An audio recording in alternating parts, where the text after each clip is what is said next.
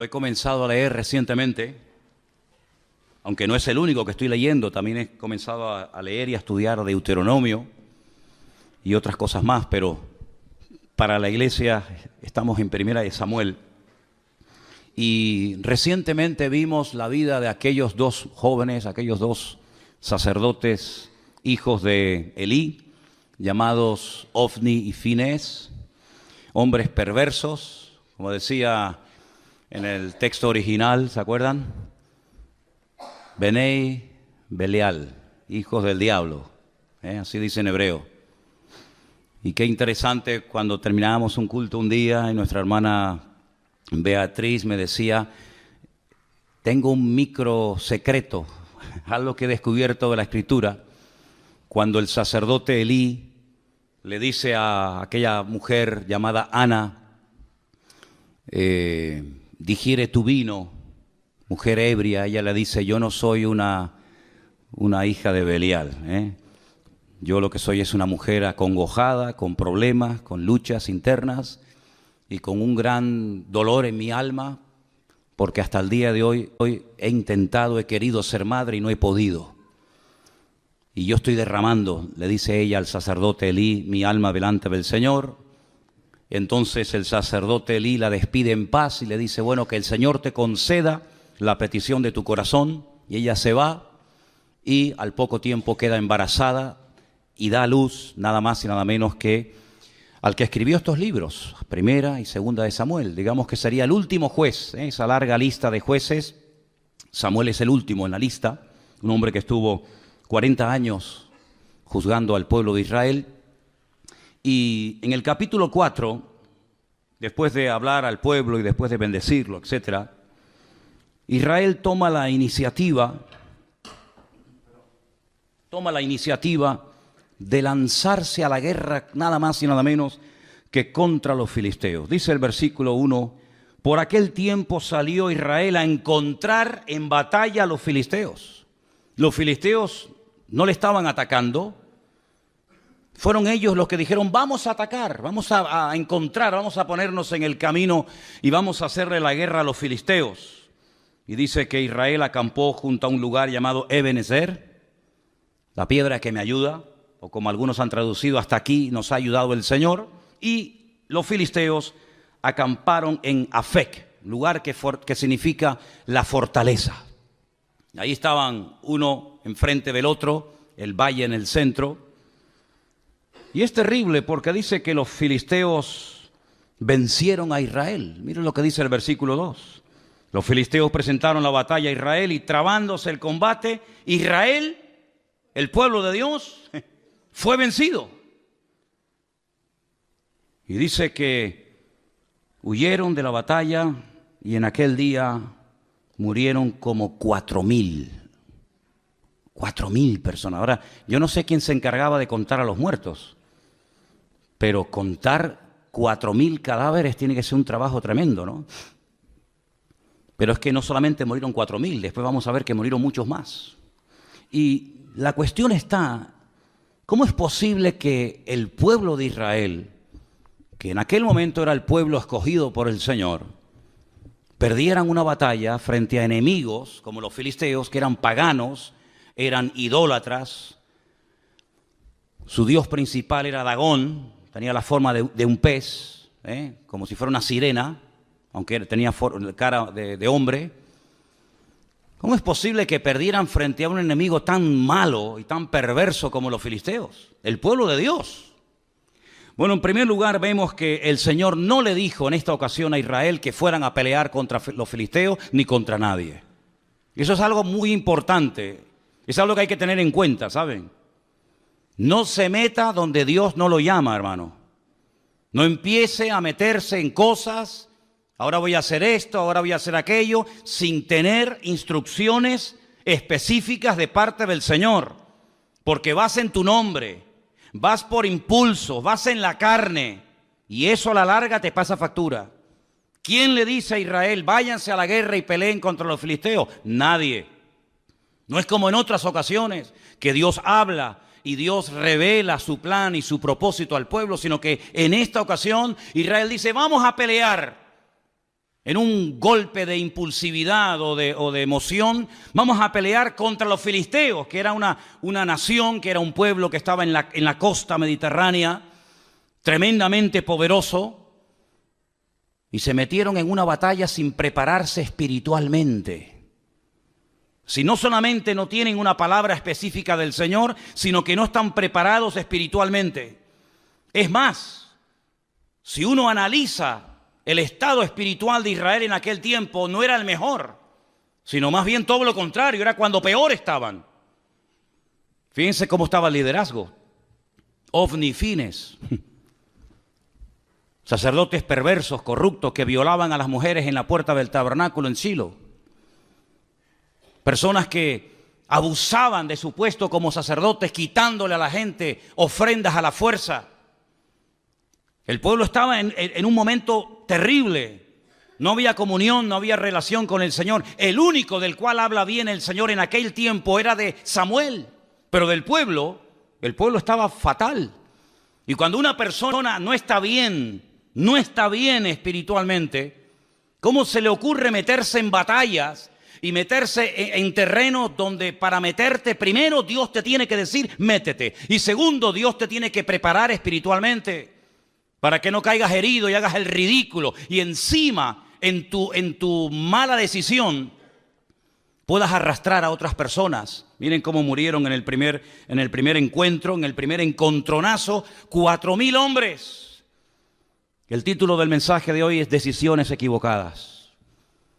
Decisiones equivocadas pueden llevarnos a la ruina, a nosotros y a países enteros, y a iglesias enteras, y a familias enteras. Y lo que me llama la atención es que se sorprenden, encima se sorprenden porque han perdido. Miren, por ejemplo, lo que dice el versículo 3. Cuando volvió el pueblo al campamento, los ancianos de Israel dijeron, ¿por qué nos ha herido hoy el Señor delante de los filisteos? Mientras yo leía esta mañana esta porción, esta pregunta más bien, ¿por qué? ¿Por qué nos ha herido el Señor? ¿Por qué los filisteos hoy nos han ganado? Me venía a la mente, pero así, otro hombre de Dios que un día cuando perdió una batalla le hizo la misma pregunta al Señor. ¿Por qué hemos perdido hoy la batalla? Déjenme que les lea un versículo. Preste atención. Josué rompió sus vestidos y se postró en tierra sobre su rostro delante del arca del Señor hasta caer la tarde. Y los ancianos de Israel echaron polvo sobre sus cabezas. Y Josué le dijo al Señor, ¿por qué nos ha vencido hoy el enemigo?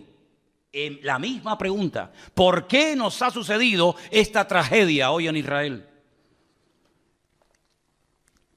¿Por qué nos has entregado en las manos de los amorreos para que nos destruyan? Ay, Señor, ¿qué le diré? ¿Qué dirán que Israel ha vuelto sus espaldas delante de los enemigos? Porque los cananeos y los moradores de esta tierra oirán y nos van a rodear y borrarán nuestro nombre sobre la faz de la tierra. Y entonces, ¿qué harás tú con tu gran nombre? Pero espérense, la diferencia entre la pregunta que le hace el pueblo de Israel al Señor en 1 Samuel 4 y la pregunta que hace en Josué capítulo 7, Josué al Señor, es muy diferente. Porque unos no esperan que Dios responda. Cuando tú haces una pregunta, espérate a que se te responda. No preguntes y respondas al momento, sino infórmate, cerciórate si lo siguiente que quieres hacer es lo correcto o vas a seguir metiéndote más en líos. Sin embargo, con Josué fue diferente, porque él rasga sus vestiduras delante del Señor. Él dice, ¿cómo es posible que ayer le ganamos a los de Jericó, una ciudad inmensa, y hoy nos vamos a pelear contra una población, una localidad muy pequeñita llamada Jai, y perdemos? ¿Cómo es posible que al grande le ganemos y al chico perdamos? Y ahora Dios habla y le dice, escuchen, el Señor le dice a Josué, levántate, ¿por qué te postras sobre tu rostro? Israel ha pecado y aún ha quebrantado mi pacto que yo les mandé y también han tomado del anatema y hasta han hurtado, han mentido y lo han guardado en sus enseres. Por esto los hijos de Israel no podrán hacer frente a sus enemigos, sino que delante de sus enemigos volverán las espaldas. Por cuanto han venido a ser anatemas, yo no estaré con vosotros. Levántate y santifica al pueblo. Y todos conocemos el resto de la historia de cómo un solo hombre llamado Acán, quebrantó la orden de no coger, de no llevarse nada a su tienda y traer maldición al pueblo.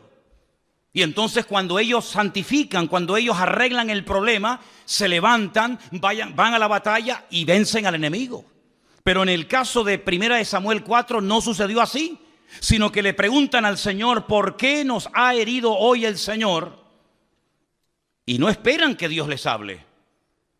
Es que a mí me sorprende algunas personas que se enfadan con Dios, se molestan con Dios porque le han salido algunas cosas mal y no tienen la paciencia y la sabiduría de decir, bueno, Señor, ¿en qué he pecado? ¿Qué he hecho mal? ¿Hay algo que tengo que corregir? ¿O sigo en la línea en la que voy y me voy a ir a la ruina yo y todos los que están conmigo? No esperaron en el Señor, no dijeron, bueno, vamos a estar un tiempo en oración, en búsqueda sincera y genuina de parte del Señor, sino que automáticamente preguntan y mira lo que hacen. Versículo 3, traigamos a nosotros de Silo el arca del pacto del Señor para que viniendo entre nosotros nos salve de la mano de nuestros enemigos. Otro error más. Primer error, ir a la guerra sin que Dios te lo diga. Segundo error, no prepararse espiritualmente. Tercer error, trasladar el arca del Señor sin ningún mandato específico, creyendo que el arca del Señor es una especie de amuleto contra la mala suerte, creyendo que es una especie de talismán, creyendo que es una especie de objeto milagroso o de lámpara de Aladino, que en cuanto haga presencia en el campamento de Israel, todos los problemas se van a solucionar inmediatamente. ¿Cuánta gente se rodea de cruces, de estampitas, de resguardos, de amuletos, creyendo que de esa manera están protegidos contra los malos espíritus, las malas influencias, que Dios está con ellos? ¿Saben lo que demuestran las personas que recurren a cosas creadas por el ser humano para autoprotegerse contra el mundo espiritual? ¿Saben lo que demuestran? Que no conocen a Dios. Porque si conocieran a Dios, sabrían perfectamente que Dios no necesita de nada ni de nadie para proteger tu vida y pelear tus batallas. No tenemos que llevar cruces en el cuello para protegernos de nada. No tenemos que llevar ningún tipo de amuleto, de resguardo para decir, ay, es que por si acaso me hacen algo o por si acaso alguien me hace algo. No, mi hermano, el ángel del Señor acampa alrededor de los que le temen y los defiende, dice la Biblia. Y decía el rey David, y de esto sabía mucho, y aunque un ejército acampe contra mí, no temerá mi corazón, porque el Señor es mi luz y mi salvación. Bendito sea Dios. Ellos dijeron, no, traigamos el arca. No importa si estamos en pecado, no importa. No importa si nos llevamos mal los unos contra los otros. No importa si la santidad ya es la asignatura pendiente. No importa si estamos bien o mal. Traigamos el arca, que al fin y al cabo no cuesta nada traer un mueble, trasladarlo de un sitio a otro, y el arca por sí misma nos defenderá contra el enemigo. Pero el arca no fue diseñada ni creada por el Señor para tales objetivos. El arca era, digamos, un mueble. Tenemos ahí en la entrada una especie de réplica, ahí tenéis una fotografía de cómo podía ser el arca en aquellos tiempos. En su interior, en esta caja, en este cajón de madera de acacia forrado de oro por dentro y por fuera, se guardaba un poco de maná para recordarle al pueblo de Israel que Dios había suplido milagrosamente durante muchos años el alimento en el desierto. Se guardaban las tablas de los 10 mandamientos, las que rompió Moisés la primera vez y la segunda, que estaban intactas en su interior. Y también la vara de Aarón también se guardaba cerca de este arca. Era un mueble de oro. Arriba pueden ver, en la parte de arriba, entre las alas de los querubines, estaba lo que llamaban el propiciatorio, y era el lugar en donde entraba el sumo sacerdote una vez al año y derramaba la sangre de un sacrificio que previamente había hecho en la entrada, y allí oraba y allí intercedía para que Dios protegiera al pueblo de Israel durante un año más, hasta el próximo día de Yom Kippur, el día del perdón. Tremendo. Parece que el pueblo de Israel no termina de aprender la lección. No es la primera vez que recurren a un objeto creado, no es la primera vez que recurren a un objeto depositando su fe en el objeto más que en el Dios del objeto. Ya lo habían hecho en el monte Sinaí, ¿se acuerdan? Cuando dice la Biblia que según ellos, Moisés tardaba mucho. No sabían qué había ocurrido con el varón de Dios. Y entonces dijeron, mira, como no sabemos lo que ha pasado con este hombre, si está vivo, si está muerto, si vendrá o no vendrá más, vamos a hacernos unos dioses que nos vuelva otra vez a llevar por el desierto y volvamos otra vez a Egipto. Y dice la Biblia que Aarón, el hermano de Moisés, le pidió a la gente que les diera zarcillos y pendientes de objetos de oro, y lo fundieron y le dieron forma, y dice que hicieron un becerro de oro. Y entonces le dijeron, este es el Dios que te sacó de Egipto. Y cuando Moisés baja de la montaña se encuentra aquel espectáculo vergonzoso y les dice, ¿qué habéis hecho? Y Aarón, tratando de justificar lo injustificable, les dice, no sé, yo cogí el oro, lo eché en el fuego y salió esto. Así dice, léanlo. Yo eché el oro y de repente, no sé, ¡pum!, apareció así de la nada este becerro de oro. Y Moisés se indigna y rompe las tablas de los 10 mandamientos y tiene que otra vez volver a subir a la montaña, porque ellos lo que querían era tocar, ellos lo que querían era ver a ese Dios, que no era ese Dios ni mucho menos, ¿verdad? Ya también lo hicieron en la época de Gedeón. No sé si se acuerdan ustedes que Gedeón hizo un efod, que al final terminaron adorándolo. No sé si recuerdan la historia de cuando Moisés peca por murmuración en el desierto y mueren miles de personas. Y el Señor le dice que haga una serpiente de bronce y que la clave en un asta para que la gente cuando la mire, detrás de todo esto hay una explicación extraordinaria. Y dice que aquella serpiente de bronce en los tiempos de los reyes le presentaban incienso y fue objeto de adoración hasta que tuvieron que despedazarla. Y así el hombre tiene siempre como una tendencia a agarrarse a cosas. Y alguien dijo que potencialmente todos los seres humanos tenemos tendencia a la idolatría. Parece mentira. Hay gente que dice, no, yo no adoro a nadie, sí, pero luego pero tus hijos los adoras, ¿verdad? O adoras tu casa, o adoras tu trabajo, tu coche, o tus pertenencias. El hombre siempre está tratando de tener algo a lo cual agarrarse y de poder ver, Sin embargo, nos olvidamos de aquella palabra tremenda en el Evangelio según San Juan, capítulo 4, cuando el Señor Jesucristo dice que Dios es espíritu. Y los que quieran adorar a ese Dios de espíritu tienen que hacerlo en espíritu y en verdad. Y la palabra del Señor nos enseña que nuestro Dios no se puede hacer, no se puede medir, no se puede pensar, porque nuestro Dios es, primero, inmortal. Segundo, infinito. Dígalo conmigo. Tercero, inmutable. Cuarto, inalterable.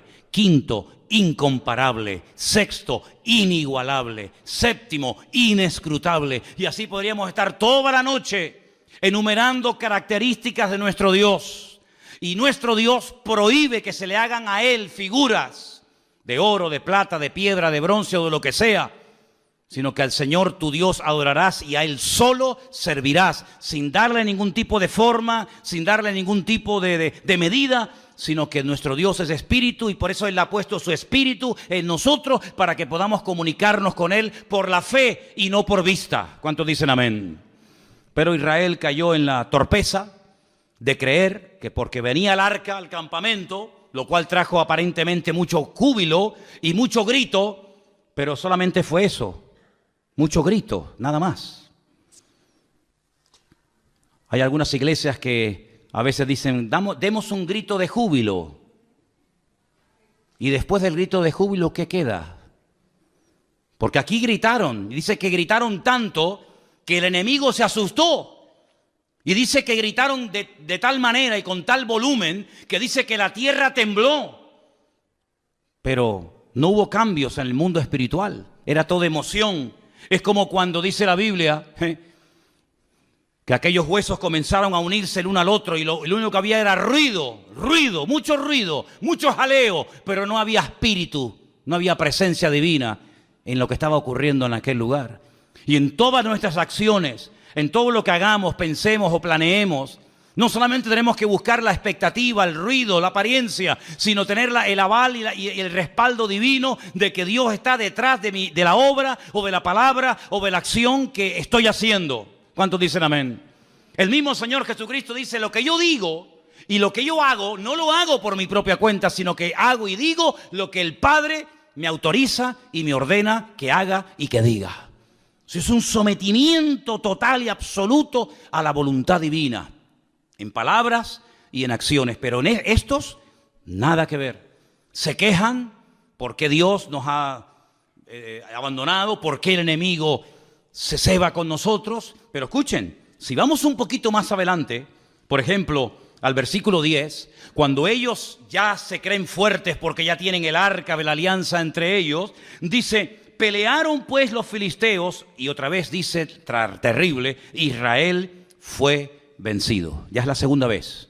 Primera vez te dio una paliza y 4,000 hombres perdieron la vida. Y no aprendes, no hay manera, Vas de mal en peor y sigues y sigues y sigues. Pero ¿cuándo nos vamos a dar cuenta que lo natural es un reflejo de lo espiritual? ¿Cuántos millones de veces tengo que decir lo mismo? Que cuando las cosas van mal, Dios te está dando un mensaje que tienes que saber interpretarlo y tienes que pararte y preguntarle al Señor, Señor, ¿qué está ocurriendo? Porque no es como el mundo dice, bueno, es mala suerte, es una mala temporada, no. Sino que la palabra del Señor nos da principios concretos y específicos para que la victoria no sea algo casual, algo esporádico, sino sea la tónica habitual de nuestra vida.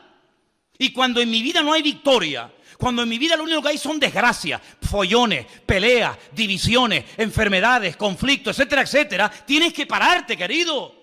Y tienes que preguntarle a tu Dios, que dicho sea de paso, es un Dios de amor, que quiere lo mejor para sus hijos. Señor, ¿qué estoy haciendo mal? No como esto que le decían, ¿por qué nos has abandonado? No, el problema no está que Dios les ha abandonado. El problema es que ustedes han abandonado a Dios. No le eches la culpa a Dios. Como dicen los inconversos que todos conocemos, ¿y si Dios es tan bueno? ¿No has encontrado gente así? Bueno, si Dios es tan bueno, ¿por qué se mueren los niños de hambre? ¿Y por qué hay guerras por aquí? Como si Dios fuera el culpable de todo eso. Y aquí está esa actitud reflejada. ¿Os dais cuenta que el corazón del hombre, da igual si es en el Antiguo, en el Nuevo Testamento, en la Edad Media o en el tiempo presente, el corazón del hombre es igual? Siempre tratando de buscar el chivo expiatorio. Siempre tratando de echarle la culpa a algo o a alguien, menos a sí mismo. Claro, hemos perdido la guerra porque nos has abandonado. La culpa la tienes tú. Porque yo fui a la guerra, yo afilé mi espada, yo me fui con mi coraza, con mi yelmo, con mi jabalina, me fui preparado, pero tú no me apoyas, tú no estás conmigo, tú no me respaldas y por eso las cosas me van mal en la vida. No caigas en ese error. Los que hablan así son los que no conocen a Dios. Los que conocen a Dios pueden llegar a decir, aunque Dios me mate, lo seguiré adorando, porque yo sé que mi Redentor está vivo. Pero los que hablan así, ¿por qué nos has abandonado? Son los que están mal e intentan condenar a Dios para justificarse a sí mismos.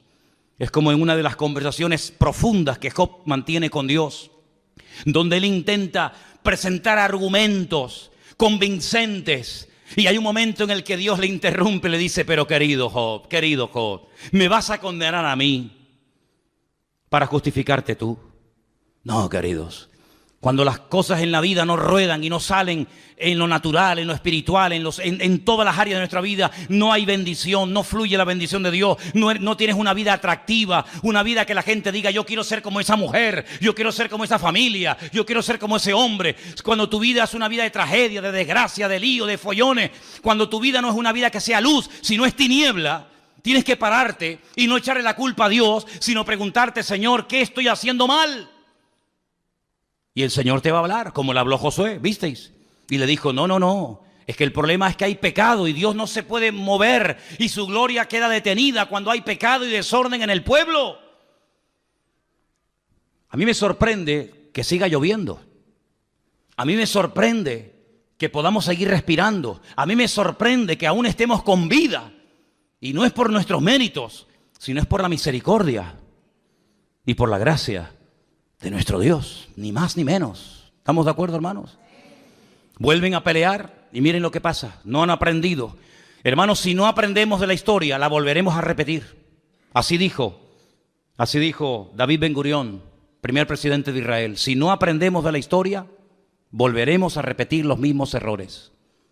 Y me da la impresión de que hay muchos líderes políticos a nivel mundial que no han aprendido de la historia y que vuelven otra vez a repetir la historia y los mismos errores, y aún peor que en el pasado.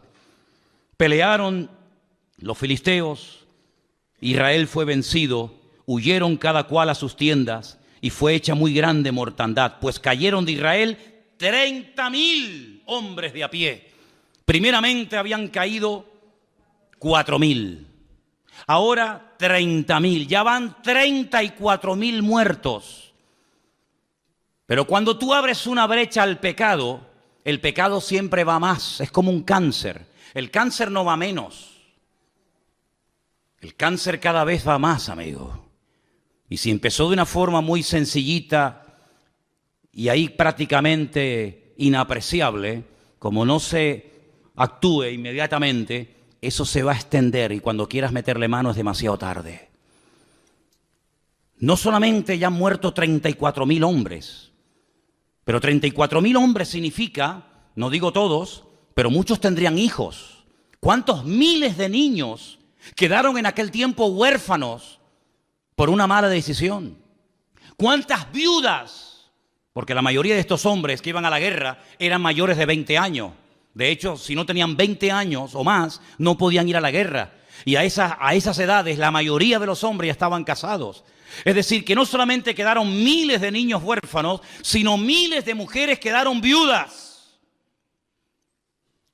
por una mala decisión. Pero no solamente fue eso, sino dice que en aquel segundo encuentro de Israel contra los filisteos, los dos hijos del sacerdote Elí murieron, Ofni y Fines. Versículo 17. El mensajero dijo: Israel huyó delante de los filisteos y también fue hecha gran mortandad en el pueblo, y también tus dos hijos, Ofni y Fines, fueron muertos, y el arca de Dios ha sido tomada. Ya están muriendo hijos por culpa de los padres. Ya no solamente son los padres los que mueren, también son hijos los que están muriendo por las malas decisiones de los padres. Jesús dijo en una ocasión una palabra tremenda, que a veces se cita así muy a la ligera y no nos paramos a pensar en la profundidad que contiene la misma. Él dijo: los tropiezos, no os engañéis, siempre vendrán. Es como cuando dijo: los pobres siempre estarán en el mundo. Cuando queráis podéis ayudar a los pobres. Siglo XIX, siglo XX, siempre habrá pobres, siempre habrá miseria, siempre habrá desigualdades, ¿verdad? Ricos, pobres, los que estén bien, los que estén abajo. Y él dijo: tropiezos, problemas y dificultades siempre vendrán, pero ay de aquel que me haga tropezar a uno de mis hijos y a uno de mis pequeños. Porque mejor le fuera haberse atado una piedra de molino al cuello y echarse a la mar que haber hecho tropezar a uno de estos pequeños. Si te quieres reventar y hacer lo que te da la gana, hazlo, allá tú, con tu conciencia y con tu Dios. Pero ten cuidado que en tu locura arrastres a tus hijos y el día de mañana te pese en el alma y en el corazón haberlos tenido del tingo al tango, ahora aquí y mañana allá, y al final ni comes ni dejas comer a tus hijos. Ten mucho cuidado, porque por la locura de esta gente, no solamente niños quedaron viudos, no solamente huérfanos, no solamente mujeres quedaron viudas, sino que ahora también están comenzando a morir hijos. Y es terrible cuando a veces por nuestras decisiones equivocadas, vuelvo a decir, decisiones equivocadas, título del mensaje de hoy, hacemos tropezar a otras personas que nos siguen, pero no porque te apoyen, sino porque no les queda otro remedio. Pero no te olvides que el que te sigue a la fuerza algún día te abandonará, porque los que nos tienen que seguir a nosotros no es por la fuerza, no es por la presión, sino es por la convicción. También seguían a Saúl, pero dice que le seguían temblando de miedo. Pero sin embargo dice que había muchos que seguían a David desarmados, pero porque tenían una confianza tremenda en su líder, porque sabían que era el hombre más cerca del corazón de Dios. ¿Te das cuenta? 34.000 muertos, miles de niños huérfanos, miles de viudas solas, los hijos del sacerdote muertos. Pero hay más todavía, hay más todavía. Porque no doblan su corazón delante de Dios, porque no se humillan. Y cuando no se humilla el pueblo, cuando no pide perdón, el diablo se ceba y el diablo va por todas. Y ahora les roba el utensilio más sagrado en toda la historia del pueblo de Israel. El arca del pacto. El Aarón Berit. El arca del pacto. Esa palabra pacto en hebreo es Berit. Es una palabra sagrada, es una palabra que tiene una connotación espectacular, porque un pacto no es un contrato. Un contrato se quiebra, se rompe cuando uno de los dos no cumple las condiciones. Pero los pactos que Dios ha hecho no se quiebran. Los pactos de Dios son eternos. Y ellos traen ese mueble que es el símbolo, es la representación física, tangible y visible de un pacto que un Dios eterno ha hecho con un pueblo que le está siendo infiel. Y lo que recurren es al tipo, al símbolo, en vez de al Dios del pacto. Qué tremendo cuando aquella mujer llamada Helena se dedicó a ir por Tierra Santa, sobre todo por Jerusalén, buscando reliquias. Era la madre de Constantino, supuestamente el primer emperador romano convertido o que reconoció y admitió el cristianismo como la religión oficial del Imperio Romano. Y fue a Jerusalén y comenzó a buscar el lugar donde Cristo había muerto. Y fue a Jerusalén buscando la túnica que le habían quitado los romanos cuando estaba clavado en la cruz. Y fue a Jerusalén tratando de encontrar astillas de aquella cruz y los clavos y las espinas y la sandalia y esto y aquello. Y ahí comenzó todo un negocio y toda una parafernalia litúrgica y religiosa acerca de cosas, ¿verdad? Y la gente hasta el día de hoy adora y se agarra y se aferra a cosas, al fin y al cabo creadas por el ser humano. Y cuando vamos a Israel yo le digo a la gente, ¿y qué más da? ¿Qué más da? Si sobre esa piedra el Señor se inclinó, se sentó o lloró, ¿qué más da? No deja de ser una piedra, no adoremos las cosas, adoremos al que vive por los siglos de los siglos, amén. Sin embargo, el hombre, como dije antes, tiene una tendencia brutal a la idolatría. Y si no tiene nada o a nadie a quien adorar, recurre a la peor de todas las idolatrías, que es la egolatría, que es adorarme a mí mismo y decir yo soy el dueño, yo soy el Dios. Y encima le digo al verdadero Dios, tú no existes, el que existe soy yo. Esa es la peor de las idolatrías. Y esto es lo que le pasó al pueblo de Israel, un pueblo que tenía que ser cabeza y se convirtió en la cola y en el hazmerreír de los filisteos en aquella época. Quiero que volvamos a ver esa imagen donde veíamos el territorio que ocupaban los filisteos en aquella época. Esa franja mediterránea larga, de más de 50 kilómetros de largo, en color rojo, era el territorio que en aquellos tiempos ocupaban los filisteos. Los filisteos no eran originarios de allí, no. Los filisteos eran un pueblo, la mayoría de los historiadores dicen que puede ser que vinieran de la isla de Creta, no eran oriundos de Canaán, eran de otro lugar que decidieron trasladarse en barco y tomar posesión de esas ciudades tan importantes que hasta el día de hoy existen. Por ejemplo, tal vez la ciudad más famosa que tenía los filisteos en aquel tiempo, que sigue existiendo hoy en día, es la ciudad de Gaza. ¿Quién no ha oído hablar de la franja de Gaza? A continuación estaba la ciudad de Askelón, donde murió ¿quién? Sansón, en el templo del dios Dagón. A continuación estaba la ciudad de Asdod.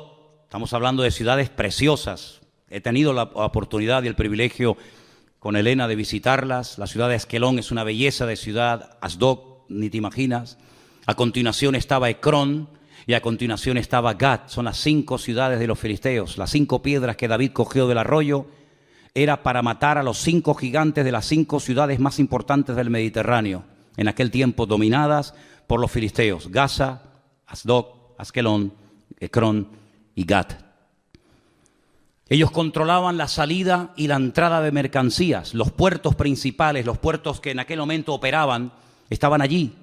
Y ellos podían otear al horizonte las naves que venían con suministros y también controlaban la mercancía que salía del país. Es decir, los filisteos eran expertos en oprimir la economía del país. Eran expertos en decir, esto entra o esto no entra. Esto sale o esto no sale. Es decir, no eran enemigos que solamente peleaban cuerpo a cuerpo con Israel, sino eran enemigos que atacaban el suministro de mercancías, ¿verdad? Toda la infraestructura de los filisteos era precisamente evitar que económicamente el país prosperara, porque ellos eran los que permitían o impedían que las mercancías entraran o salieran del país. Qué interesante, ¿verdad? Cómo cada uno de los enemigos que se afincaron en la tierra de Canaán, cada uno de ellos tenía su característica. Qué tremendo cuando aquel filisteo desafía al pueblo de Dios. Lo vamos a ver más adelante en estos próximos días en el libro de Samuel. Y cómo David reconoce, cómo David discierne espiritualmente que detrás de ese gigante, detrás de esa masa de carne, detrás de ese hombre natural, hay un poder, un principado espiritual que lo que intenta es ahogar y lo que intenta es amedrentar y asustar al pueblo de Dios. El arca es robada, se la llevan los fariseos a su tierra. No es que obraran mejor que los israelitas, pero a veces, escúchame bien, los inconversos son el látigo que Dios utiliza para tratar con tu vida. Escucha bien esto que te acabo de decir. Tal vez lo has oído o tal vez la primera vez en tu vida que un pastor te dice esto. Ten cuidado porque si no escuchas la voz de Dios, si no prestas atención a la voz de Dios, puede ser que Dios le permita a algún inconverso golpearte y humillarte para que busques a Dios sí o sí. No te olvides que Dios puede utilizar al faraón para decirte ven y toma tierras y vive de maravilla, o al mismo faraón o a otro lo puede utilizar para amargarte la vida y para impedirte y coaccionarte tu libertad. Dios puede utilizar a un Nabucodonosor para destruir a un templo y para destruir una civilización y para destruir a todo un pueblo y una ciudad, y al mismo personaje el Señor lo puede utilizar para levantarte y para prosperarte y ponerte con autoridad y con poder en Babilonia, como fue el caso de Daniel, Mesac, Abednego y Misael. No te olvides que Dios puede utilizar a un Ciro, ¿verdad?, para volver a reconstruir el templo, o puede utilizarlo para destruir el templo. En otras palabras, Dios quiere tratar con tu vida sí o sí. En esta iglesia o a la que vayas, no puedes huir del trato de Dios. Si no le escuchas por las buenas, tendrás que escucharlo por las malas. Si no le atiendes por lo espiritual, te tocará la fibra física, y si no la mente, y si no la economía, y si no la familia, pero sí o sí, Dios no se va a detener, sino que Dios tiene un propósito y un diseño para nuestra vida, y Él puede utilizar al jefe que te paga no pagándote, o puede utilizar al jefe que te paga para bendecirte y para ayudarte, o para amargarte la existencia y la vida, y puede utilizarlo para ponerte en el puesto de trabajo que anhelas y quieres tener, o para ponerte en el sitio donde jamás en tu vida te gustaría entrar y pisarlo. En otras palabras, Dios puede utilizar el martillo, la mula, el perro, el sol, la luna, las estrellas o lo que haga falta.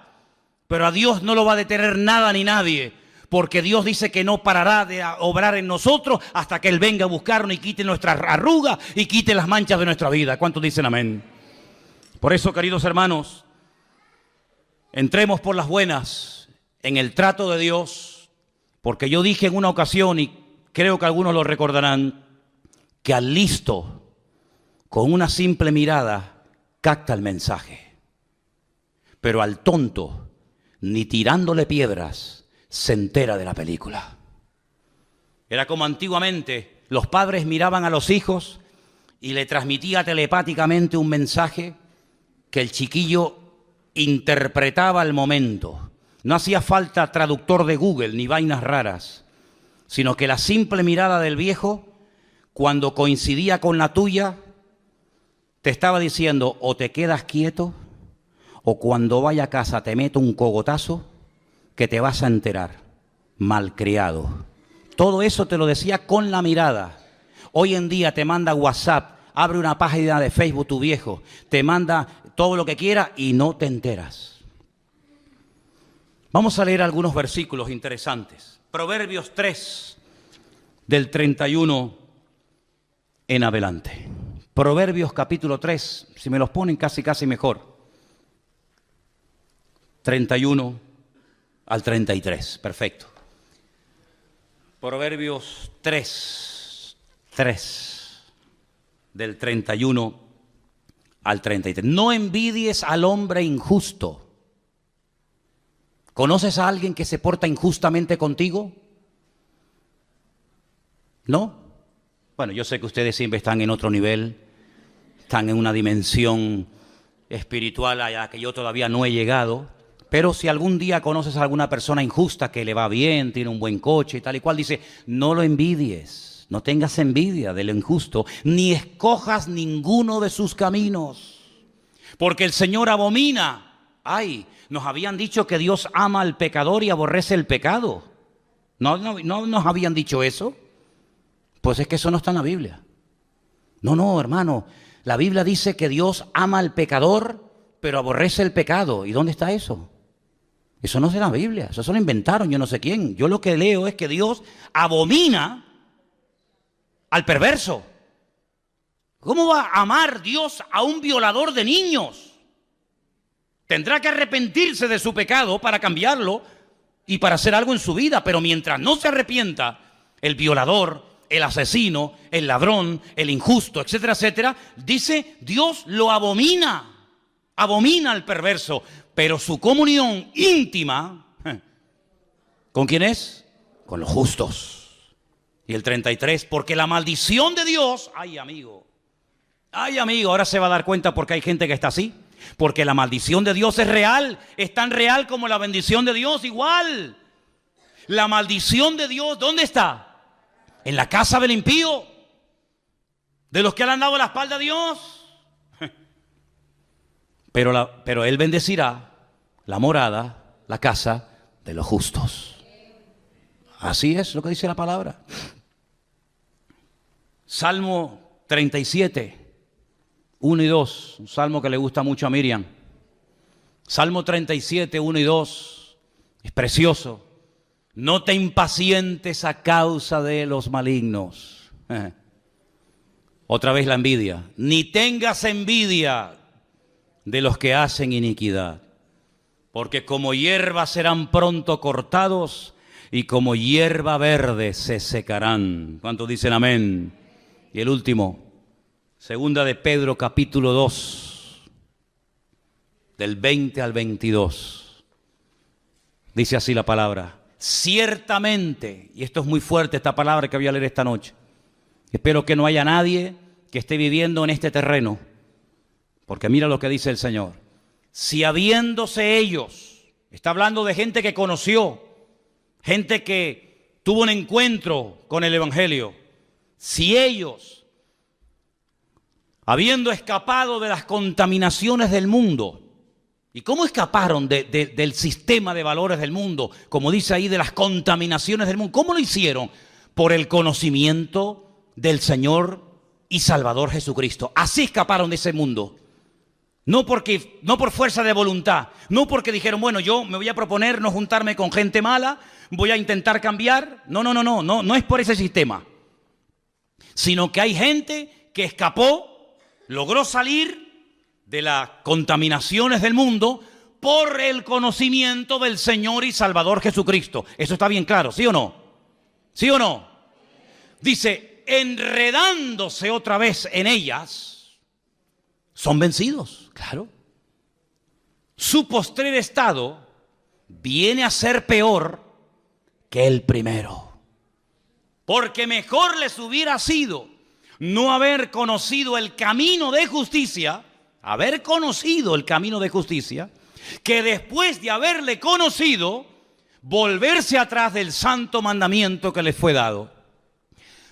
Pero les ha acontecido lo del verdadero proverbio, que el perro vuelve al vómito y la puerca lavada a revolcarse en el cieno. Ay, amigo, más claro agua, ¿eh? Aunque usted no lea esto en hebreo, ni en arameo, ni en griego, usted lo entiende perfectamente. Yo tengo que decir como pastor, y me gustaría decir todo lo contrario, pero mentiría si lo hiciera, que nunca he conocido a nadie que se haya apartado de los caminos del Señor, que su vida haya sido una maravilla. Si así fuera, más de uno se vería tentado a decir, oye, separándome del Señor, vivo mejor. Pero es que no hay ni la más mínima tentación en los que hemos nacido de nuevo. No tenemos ni la más mínima tentación de separarnos, de dejar a Dios, de darle las espaldas. ¿Saben por qué? Porque no hay ni una sola persona, se llame quien se llame y viva donde viva, que habiendo conocido al Evangelio y al Señor, apartándose de Él, la vida de fuera mejor. Sino que el Señor los compara con un perro que vomita y se vuelve a comer lo vomitado. Y si lo compara con un cerdo que lo lava y en cuanto encuentra basura, se vuelve a revolcar en él. Y dice, y el postrer estado es peor que al principio. Hermano, si usted no entiende esto, yo ya no sé cómo decírselo. En otras palabras, este pueblo quiere arreglar externamente lo que solamente se puede arreglar internamente. Mira, no le estés regalando tantas flores a tu mujer y después la estás engañando con otra. ¿Me entendiste? Toma, mi amor, un ramito de flores. Es que yo no quiero flores, yo quiero tu corazón. Yo quiero tu fidelidad. Mira, te voy a llevar esta noche a cenar. Métete la cena por donde te quepa. Le diría alguna. Yo no quiero que me des cena. Yo lo que quiero es que estés más tiempo en casa con tu mujer y con tus hijos. Así era Israel. No se arrepienten, no buscan de Dios, no viven en santidad, no ponen sus vidas en orden, pero tráiganos el arca, que trayéndonos el mueble se arregla todo. Es como aquellos que dicen, no, yo tengo una Biblia y te enseñan una Biblia así. ¿Y para qué la quieres? Y el crucifijo, y el rosario, y tantas cosas externas, que lo único que hacen es dar una pincelada de cristianismo, pero tu corazón está lejos. Como decía el Señor, aquellos fariseos de la época, con su boca me adoran, pero su corazón está lejos de mí. Y su temor de Dios no es más que puro mandamiento aprendido de memoria, de padres a hijos, de generación en generación. El Señor, que lo que busca, señales externas, o que verdaderamente cambiemos y hagamos frutos dignos de arrepentimiento. ¿Qué les parece, hermanos? Pues eso es lo que buscaba el Señor en este pueblo en aquel tiempo, y lamentablemente no lo encontró. Quiero terminar contándoles una historia real de un hombre que era científico y viendo cómo estaba el mundo tan deteriorado, tan en pésimas condiciones, intentó en su laboratorio encontrar la respuesta a los males del mundo. Y ahí estaba de noche y de día con sus fórmulas químicas y matemáticas y esto y aquello, tratando de encontrar algo, no sé, algo, una pastilla, un remedio para los problemas del mundo. Pasaba horas y días, semanas enteras en su laboratorio, tratando de encontrar el remedio para los males del mundo. Y cuando estaba allí metido con todo su trabajo y con toda la faena, de repente entra en el laboratorio su niño pequeño de 6, 7 años, revoltoso, toqueteando, jugueteando con todo. Y el padre sabe que no va a poder seguir trabajando porque el chiquillo era muy inquieto. Y entonces no se le ocurre otra cosa al padre que coger una revista donde hay un mapa del mundo, lo arranca, la corta en pedacitos y le dice al niño, toma, tú solo, quiero que arregles el mundo, quiero que pongas cada continente y cada ciudad en su sitio, cada país en su sitio. Y le da esas hojas del mapa rotas y un trozo de una cinta adhesiva para que lo arregle y se lo traiga al padre. El padre dice, bueno, ahí lo tendré aburrido y me dejará trabajar tranquilo. Al poco rato, el niño se acerca al padre y dice, papá, ya está todo arreglado. El padre le dice, no puede ser, no puede ser. A ver, muéstrame qué es lo que has hecho.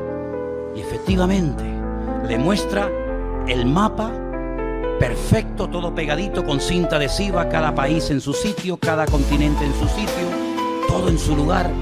El padre se queda sorprendido y dice, pero hijo, ¿cómo has sido capaz tan rápido sin conocer tú al mundo, sus ciudades, sus países, sus continentes, ¿cómo has sido capaz de arreglarlo tan rápido? Y le dice, papá, es que yo no sé arreglar el mundo, pero cuando arrancaste la hoja, yo vi que por detrás había la figura de un hombre. Y entonces lo que yo hice fue arreglar primeramente la figura del hombre, que la conozco. Puse los brazos del hombre en su sitio, las piernas, la cabeza, y cuando arreglé al hombre, le di la vuelta y había arreglado el mundo. Eso es lo que intentan hacer los seres humanos, arreglar el mundo. Pero para arreglar el mundo, primeramente hay que arreglar el corazón del hombre. Y el corazón del hombre no lo puede arreglar nadie, más que solamente su creador, porque él sabe perfectamente cada cosa en su sitio y cómo poner cada pieza en su lugar. Y entonces, cuando arreglemos nuestra vida, podremos optar por arreglar el mundo, por meternos en la vida de los demás, por ir a batallas guiados por el Señor y no por impulsos carnales, tomando decisiones equivocadas que lo único que traen es humillación, vergüenza y muerte. ¿Cuántos dicen amén? Cierra tus ojos en esta tarde, ahí donde estás. Aleluya.